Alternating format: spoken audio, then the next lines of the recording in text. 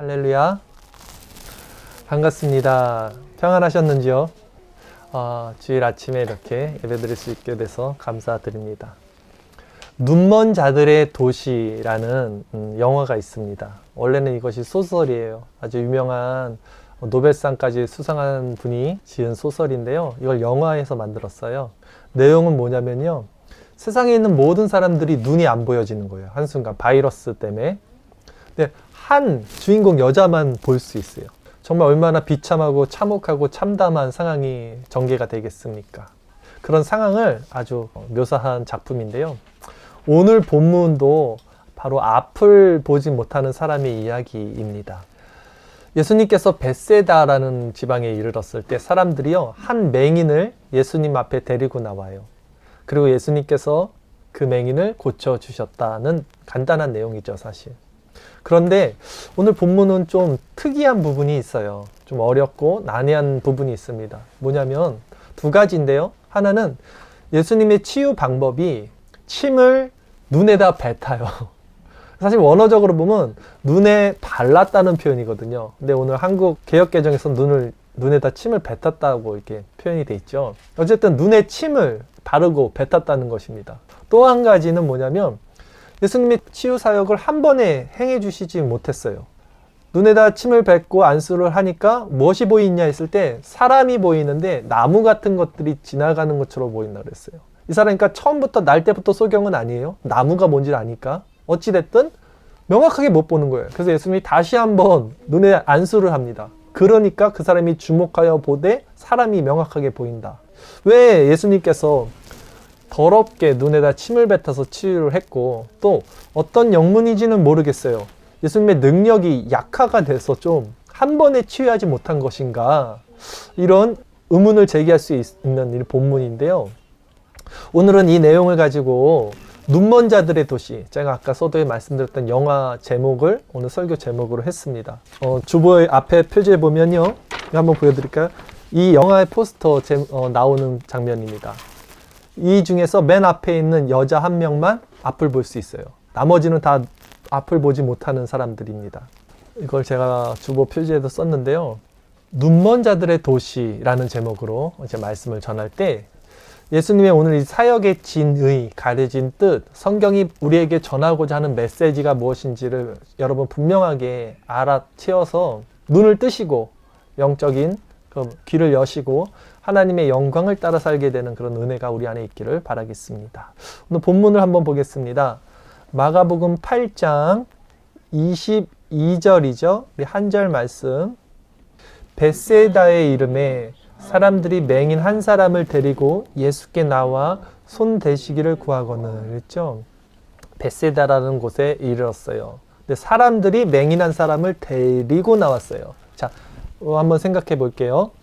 맹인은 스스로 하나님 앞에 나올 수 없어요.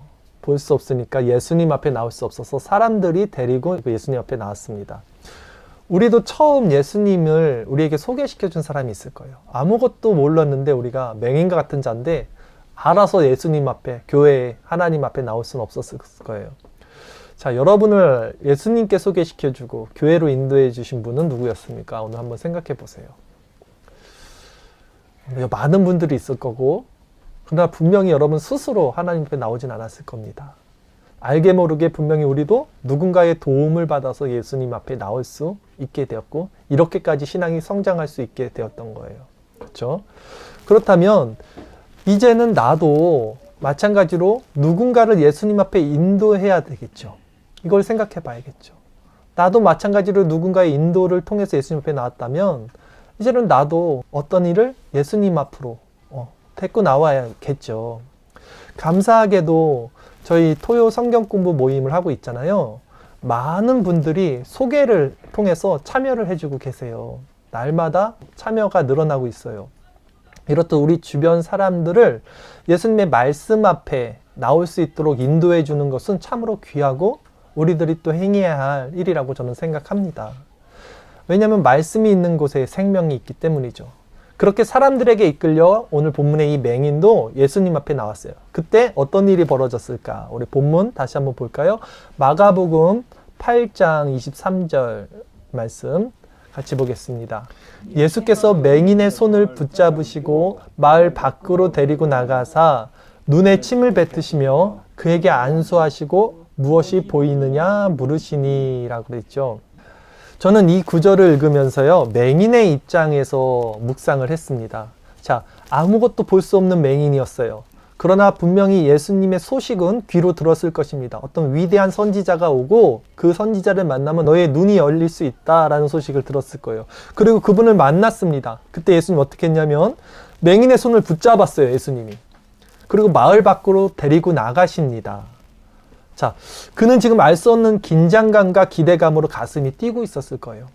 예수님이라는 위대한 분이 자신의 손을 잡고 사람들을 피해서 어디론가 인도해 가시는 그 발걸음, 그 알 수 없는 평안함이 그의 온 마음과 전 인격을 감싸고 있었을 것입니다. 예수님의 손을 잡고 걸어가는 그 길, 그 맹인에게는 얼마나 그 길이 평안하고 행복한 시간이었을까. 우리도 한 치 앞도 알 수 없는 이 세상 가운데 살고 있어요. 근데 예수님께서 만약에 우리 손을 붙잡아 주시고 우리를 이끌어 가신다는 것을 확신을 갖고 있다면 우리 인생길이 얼마나 평안하고 행복할까, 저는 이렇게 생각이 들었던 거예요. 마찬가지로 우리도 영적인 소경이잖아요. 맹인이잖아요. 근데 예수님이 우리 손을 잡아주셨어요. 그 안정감, 그 평안함, 그 행복감, 오늘 맹인도 그것을 느꼈을 거라 생각이 들었습니다. 이 세상에서 가장 안전하고 행복한 발걸음은 바로 이렇듯 예수님의 손을 잡고 걸어가는 그 상태겠죠. 그것이 뭡니까? 주님과 동행하는 삶이에요. 그 주님과 동행하는 삶이 실질적으로 우리 삶에 어떻게 일어납니까, 여러분? 아침마다 말씀 묵상을 하잖아요. 그래서 우리가 말씀이 곧 예수님이잖아요. 그러니 이 아침마다 드리는 말씀 묵상을 여러분 생명으로 여기시고 예수님의 손이라고 생각하시고 그 손을 잡으셔야 됩니다. 네. 그런데 왜 예수님은요, 맹인의 눈에 침을 뱉으시는 방법으로 치유했을까? 이걸 한번 이제 살펴보도록 할게요. 여기서 무언가 여러분 지금 기억나는 장면 없으세요, 혹시? 뭔가 데자뷰 같은 느낌 없으십니까? 이거 어디서 많이 봤는데? 언제 한번 들었는데? 이런 느낌 있으시죠? 맞습니다. 얼마 전에 사실 우리는 오늘 본문과 거의 비슷한 사건에 대해서 말씀을 나눈 적이 있었어요. 바로 사람들이 귀 먹고 말 더듬는 자, 오늘 본문에서는 맹인이었지만 귀 먹고 말 더듬는 자를 예수님 앞으로 데리고 왔을 때 예수님께서 그 사람을 따로 데리고 무리를 떠나서 어떻게 했냐면 손가락을 그 사람 양 귀에 넣고 또 침을 뱉어서 혀에 손을 대셨어요. 그게 뭐였죠? 우리가 잘 아는 에바다 치유 사건이 바로 그거였습니다. 오늘 사건과 상황과 구조가 거의 일치합니다. 사람들이 귀 먹고 말 더듬는 자를 예수님 앞에 데려온 것, 또 맹인을 데려온 것 똑같죠? 그리고 예수님이 그 사람들을 떠나신 것, 그것도 똑같고요. 또 침을 뱉어서 안수하여 치유하신 것도 똑같습니다. 왜 이렇게 똑같은 사건들이 있었을까? 사실 오늘 본문은요, 어떤 구조로 되어 있냐면 마가복음은 마가라는 사람이 이제 기록한 건데 샌드위치 구조를 잘 사용해요. 이 마가는. 오늘 본문도 샌드위치 구조로 만들어진 내용입니다. 그러니까 샌드위치에 빵이 두 개가 있죠. 맨 위에 빵이 바로 에바다 사건이라면 맨 아래 빵이 오늘 본문의 맹인 사건인 거예요. 같은 사건을 위아래로 넣은 겁니다. 그리고 그 안에 내용물들이 꽉 차 있겠죠. 즉 침을 뱉어서 안수하는 모습은 우리가 에바다 사건에서 살펴봤듯이 예수님께서 새 창조를 하시는 거예요. 영적으로 보지 못하고 듣지 못하고 말하지 못하는 자들을 진흙을 이겨서 침을 뱉어서 새 창조를 하시는 거. 그것이 실로암 못에서도 똑같이 동일하게 일어나요. 그래서 예수님이 실로암 못에서 맹인을 치유하실 때 진흙에다가 침을 뱉어서 이겨서 눈에 바르시거든요. 우리가 인간이 진흙으로 창조됐잖아요. 바로 예수님께서 그 새 창조를 상징해서 치유를 해주시고 보지 못하는 자들을 보게 하시고 듣지 못하는 자를 듣게 하시는 것을 보여주신 거예요. 이것을 샌드위치 구조로 위에와 아래 빵으로 구조를 잡고 있는 것입니다. 그러면 이게 시작과 끝이잖아요. 그러면 그 중간에, 그 바로 정중앙에 어떤 사건이 있었냐면 바리새인들이 표적을 보여달라는 사건이 있었어요. 그러니까 예수님이 이 세대에게는 더 이상 표적을 보여주지 않겠다고 떠나시죠. 그것이 바로 이 두 사건의 정 가운데 있는 사건이었어요. 그리고 본문과 바리새인 이 사건 그 사이에요. 그러니까 한번 보세요. 빵이 두 개가 있죠. 이렇게. 그 빵 가운데에 바리새인들의 표적 사건이 있죠. 그럼 그 사이 양쪽에 또 두 가지 사건이 들어갑니다. 하나는 칠병이어로 제자들을 훈련하셨고요. 또 하나는 빵 가져오기를 잊고 배에 탔던 제자들을 나무랐던 장면 기억하시죠? 저번 주 설교. 그 장면이 들어간 거예요. 자, 헷갈리시죠? 제가 쭉 설명을 다시 드려볼게요. 순서적으로. 제일 먼저 일어난 사건이 뭐였냐면 에바다 사건이었어요. 그 다음에 일어난 사건이 칠병이어예요. 칠병이어를 통해서 제자들을 책망하셨단 말이에요. 그 다음의 사건이 바리새인들의 표적을 보여달라는 사건이었어요. 그 다음 사건이 제자들이 배에 떡을 가져오기를 잊어버렸을 때 예수님이 바리새인들의 누룩을 말씀하시면서 떡이 중요한 게 아니라 교회는 생명의 떡인 예수로 살아가는 공동체다라고 말한 것. 그 다음이 바로 오늘 다시 한번 맹인을 고쳐주는 이 흐름으로 샌드위치 구조로 되어 있다는 것입니다. 그러니까 성경을 읽을 때요, 우리가 이렇게 쭉 이어서 제가 3장 정도 읽으라 했던 말씀이 이런 거예요. 한 부분만 읽으면 안 되고 쭉 이어서 전체의 맥락을 흐름을 잡아야지 성경이 말하는 그 뜻을 명확하게 알 수 있기 때문입니다. 자, 여러분 다시 한번 정리를 이제 할게요. 샌드위치 구조 중에 가장 가운데 있던 사건이 뭐였어요, 지금?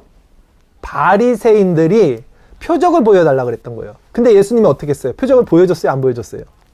안 보여주셨죠? 그리고 떠났죠? 그게 가운데 있었어요. 그러면 그 가운데서 가장 멀리에, 양쪽 가장 멀리에 있던 것이 빵이잖아요. 표적을 보여줍니까? 안 보여줍니까? 보여줘요. 눈 먼 자들을 고치시고 귀 먹고 말 못하는 자를 고치시는 거예요.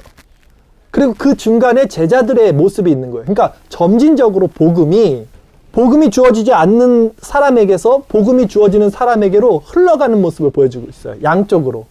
그러니까 빵의 중심에서 가장자리로 갈수록 점진적으로 예수님의 복음이 확장돼 가는 것을 볼 수 있어요. 알 수 있어요. 생명의 떡을 먹을 수 있는 자들이 어떤 자들인지를 보여주는 거예요. 바리새인들에게는 빵을 주지 않아요.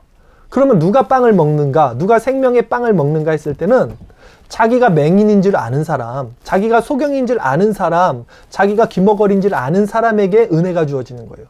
그리고 그 사이에 제자들을 계속 책망하시고 훈련하시는 장면들이 껴있는 구조로 되어 있다는 것입니다. 그러니까 예수님의 마음이 어디로 흘러가는지를 우리는 성경을 통해서 봐야 돼요. 그래서 제자들 이야기를 그 중간에 각각 위치시켜서 가르쳐주고 계신 거예요. 어떤 자가 생명의 떡을 먹게 되는지. 그렇다면 왜 예수님은 맹인을 한 번에 치유해 주시지 않으시고 2번에 걸쳐서 안수하심으로 치유해 주셨을까? 본문을 한번 볼까요? 마가복음 8장 24절 25절. 쳐다보며 이르되 사람들이 보이나이다. 나무 같은 것들이 걸어가는 것을 보나이다 하거늘 이에 그 은혜에 다시 안수하심에 그가 주목하여 보더니 나서 모든 것을 밝히 보는지라. 그렇죠? 예수님이 실력이 없어서 그 사람을 2번에 걸쳐서 고쳐주시지는 않았을 거예요. 예전에 제가 사역을 할 때 축기 사역하는 사람들 좀 봤어요. 축기 아시죠? 귀신 쫓아내는 사역. 네, 한 사람을 앉혀놓고 1시간이고 2시간이고 3시간이고 계속 기도를 하는 거예요. 귀신아 나가라, 귀신아 나가라. 근데 거기서 끝나지 않고 몇 날 며칠을 계속 앉혀놓고 기도를 하더라는 거예요. 마치 엘리야와 바알 선지자들의 싸움에서 그 바알 선지자들이 아침부터 저녁까지 자기 몸을 막 해치면서 하늘에서 불 내려달라고 아주 그냥 난리를 피웠던 것과 비슷하죠. 그러나 엘리야는 그렇게 하지 않았어요. 오히려 땅에 물을 붓습니다. 도랑을 파고. 그리고 하나님께 기도하니까 단번에 하늘에서 불이 내려와서 그 도랑의 물까지 다 태워버리는 거예요. 이것이 하나님의 능력이거든요. 그러니까 하나님이신 예수님이잖아요. 그 예수님이 지금 능력이 없어서 실력이 없어서 맹인을 한 번에 고쳐주시지 못했다. 이것은 납득하기가 어려운 거죠. 오히려 다른 이유와 목적이 있었을 거라는 거죠. 여기에 대해서 많은 견해들이 있더라고요. 살펴보니까. 일일이 나열하지는 않지만 저는요 이렇게 생각을 합니다. 이 사건을 통해서 그 자리에 있던 제자들과 오늘날 우리들에게 뭔가를 말씀해 주고 계시는 거예요. 예수님께서. 즉 영적인 이 복음의 단계에 대해서 말씀해 주는 거라고 저는 생각이 들었어요. 제자들도 예수님이 생명의 떡이라는 사실을 한 번에 알아보지 못하고 있죠. 계속해서 책망받고 훈련받고 있죠. 지금 이게 그 샌드위치 구조였어요. 그리고 계속되는 시행착오 속에서 점점 오롯하고 명확하게 예수님에 대해서 바로 볼 수 있는 영적 시야를 갖게 되는 것으로 흘러가요. 그래서 오늘 설교 다음 구절, 이제 다음 주 설교 하겠죠. 그 본문 내용이 뭐냐면 바로 그 예수의 제자인 베드로가 주는 그리스도이시요 살아계신 하나님의 아들이신다는 확실한 아주 100% 명확한 신앙 고백으로 한다는 거예요. 이렇게 신앙이 자라고 있는 것을 보여준다고요. 그렇다면 우리 역시 생각해 봐야 되는 거죠. 나의 영적인 시야는 지금 어느 단계에 있는가? 예수님이 지금 나의 눈을 만져주고 계세요.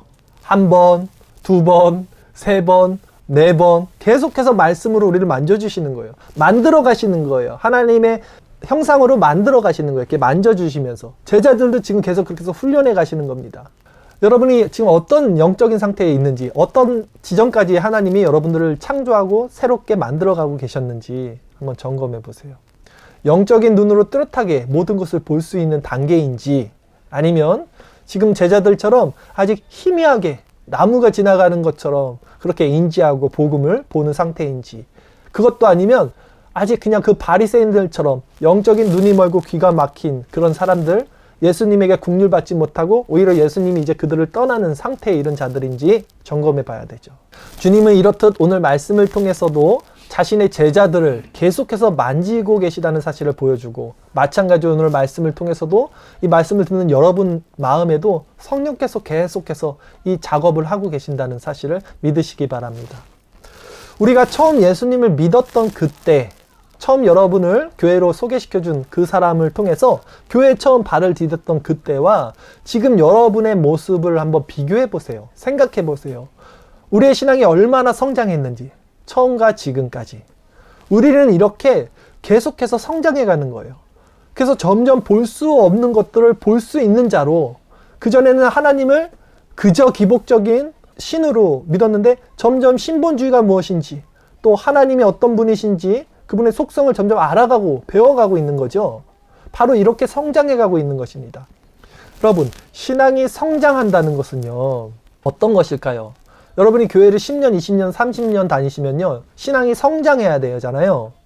그러면 신앙이 성장한다는 것은 어떤 의미인가 했을 때요, 신앙이 성장한다는 것은 이겁니다, 여러분. 성경 지식을 많이 아는 거 아니에요. 기도를 많이 한다는 거 아니에요. 봉사를 많이 한다는 거 아니에요. 그동안 여러분이 쌓아왔던 모든 것들이 그렇게 상급이 돼서 하늘나라에서 받게 된다는 것이 아니에요. 그것이 신앙이 성장한 것이 아니에요. 신앙이 성장했다는 것은 하나님의 주권이 여러분 안에서 더욱 여러분을 통치하는 상태가 되는 거예요. 그러므로 하나님의 통치와 그 언약 가운데 여러분이 더 자유하게 되는 거예요. 내 뜻대로 내 맘대로 살아서 자유가 아니라 하나님의 뜻대로 사는 그 상태에서 자유가 일어나는 거예요. 그것이 주님과 연합되는 상태고, 그것을 하나님 나라라고 하는 거예요. 자, 국가의 3요소 뭐라 그랬죠? 국민, 주권, 영토잖아요. 그 중에 국가를 이룬 하나님 나라에서 가장 중요한 것은 주권입니다.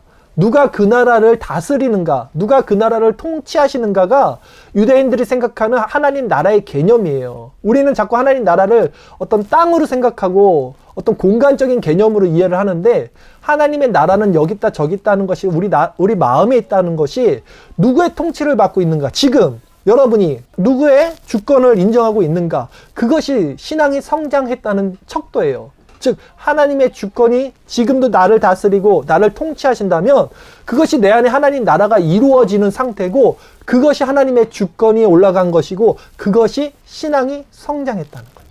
아시겠어요? 무엇이 신앙이 성장하는 건지? 성경 공부를 그래서 하는 거예요. 지식을 쌓으려는 게 아니라, 저 상급을 쌓기 위해서 봉사하라는 게 아니라 그 열매로 봉사를 하라는 것입니다. 그러기에 예수님의 이런 훈련은요, 모든 이들에게 주어지지 않아요. 오직 택함 받은 자들만에게 주어져요. 그들만이 또 알아들을 수 있어요. 이것은 은혜의 영역이에요. 그러기에 본문의 벳세다 사람들에게는요, 예수님이 이 일을 보여주지 않으시는 거예요. 그래서 맹인을 데리고 무리를 떠나셔서 고쳐주시고, 그리고 나서 또 이렇게 말씀하시는 거죠. 오늘 본문 마가복음 8장 26절 말씀 마지막 절 한번 읽겠습니다. 예수께서 그 사람을 집으로 보내시며 이르시되 마을에는 들어가지 말라 하시니라. 그렇죠? 예수님 이 복음을 아무에게나 던져주지 않습니다. 그렇다면 하나님의 은혜를 받은 사람들, 이 복음을 받은 사람들은 특징은 어떻게 됩니까? 세상과 분리된 삶을 살게 된다는 거예요. 지금 예수님이 그러잖아요. 마을에는 들어가지 말라. 이 베세다라는 지역은요, 저주받은 지역이거든요, 사실. 예수님께. 세상과 분리된다는 말이 거룩이거든요. 거룩이란 말의 의미가 분리입니다. 예, 구별된다는 거예요. 자, 우리가 어저께 배웠어요. 하나님의 속성, 하나님의 특징이 뭐냐면 비공유적 속성과 공유적 속성이 있는데 하나님만이 갖고 있는 것은 하나님의 비공유적 속성입니다.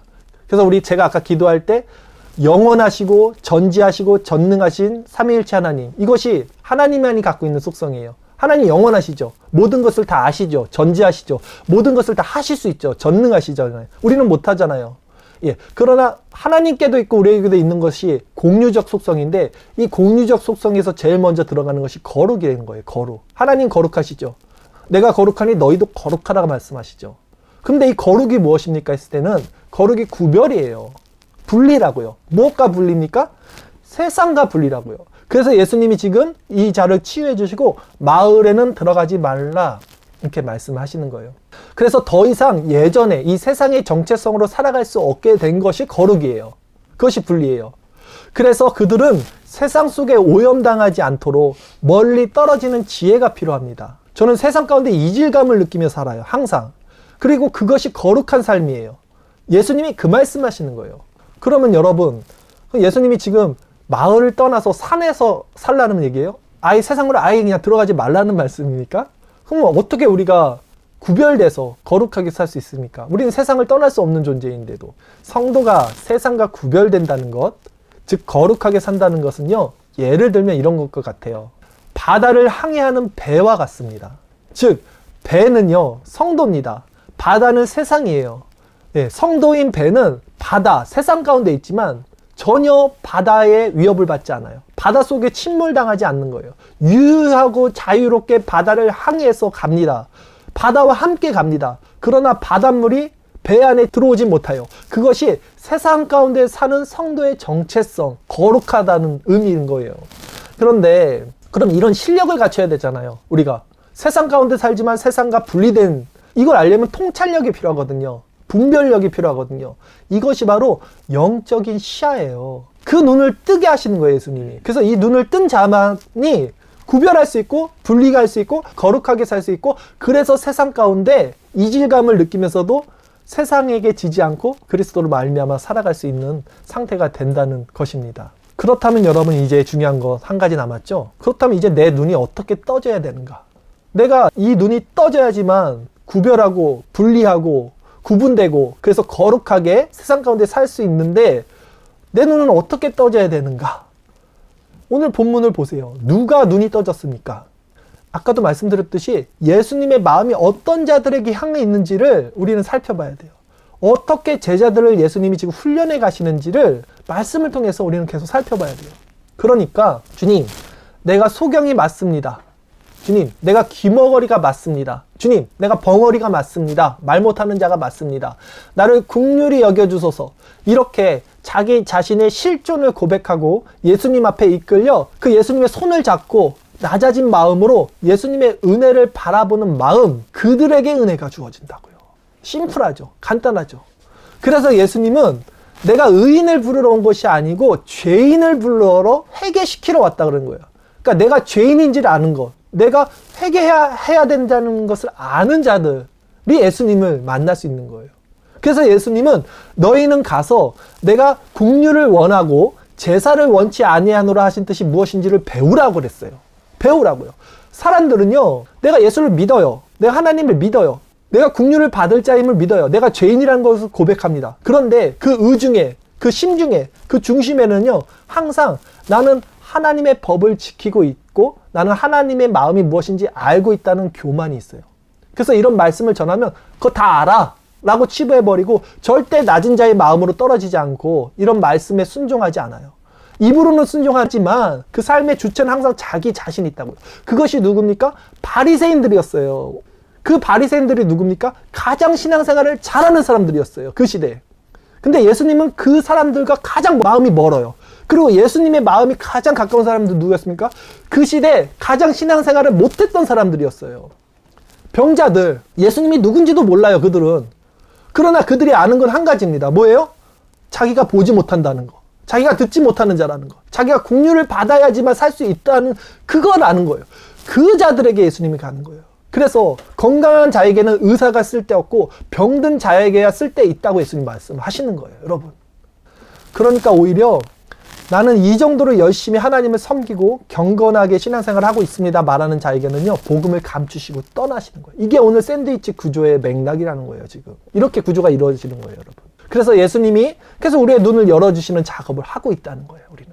그것은 믿음으로 가는 겁니다. 그러니까 이 말씀을 듣는 여러분은 그 자리에 있는 거예요. 오히려 본인이 안다고 생각하고 이 자리에 없는 자들, 말씀을 치부하는 자들, 그저 자신이 갖고 있는 신앙으로, 그런 자들은요, 지식으로는 알겠지만 절대 그 마음이 낮아지지 않고 그 말씀에 귀를 열지 않고 하나님이 주인 돼서 하나님이 이끌어 가시는, 하나님이 내 손을 잡고 걸어가시는 그 삶을 선택하지 않아요. 왜? 자기가 본다고 생각하니까 하나님이 손 잡을 필요가 없어요. 내가 보는 대로 행하는 거거든요. 내가 보는 대로 내가 내 발걸음을 옮기는 거거든요, 그 자들은. 제가 지금 교회 밖에 있는 자들 얘기하는 게 아니에요. 교회 안에서 그것이 나눠진다는 말씀을 드리는 것입니다. 그러기에 우리는 계속해서 신앙의 발전을 이루어 나가기 위해서는 내가 누구인지를 아는 것이 중요하다는 것입니다.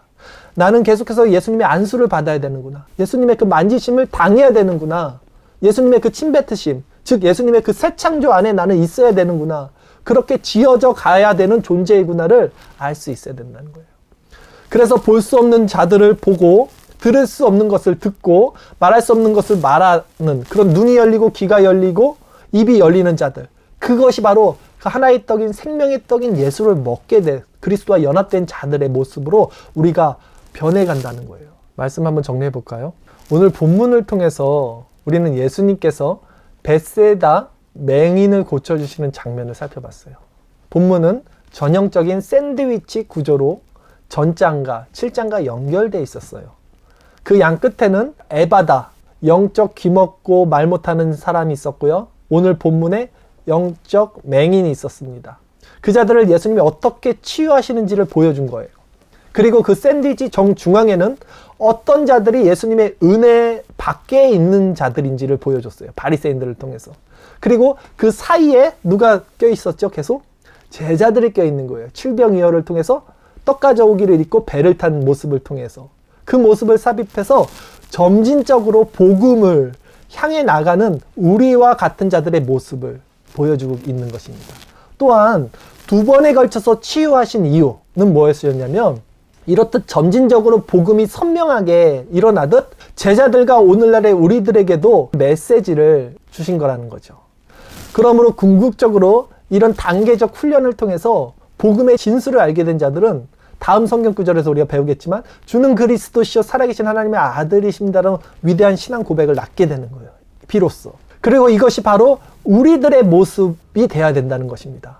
이런 명확한 복음을 통찰력을 가지고 이런 시야를 갖게 될 때 우리는 마치 바다 위를 항해하면서도 바다에 잠식되지 않는 배처럼 세상 가운데 살아가지만 성도의 정체성을 지킬 수 있는, 즉 구별된 거룩한 삶을 살아갈 수 있는 상태가 된다. 이것이 곧 하나님 나라이다. 여기까지 설교를 했어요. 그렇죠?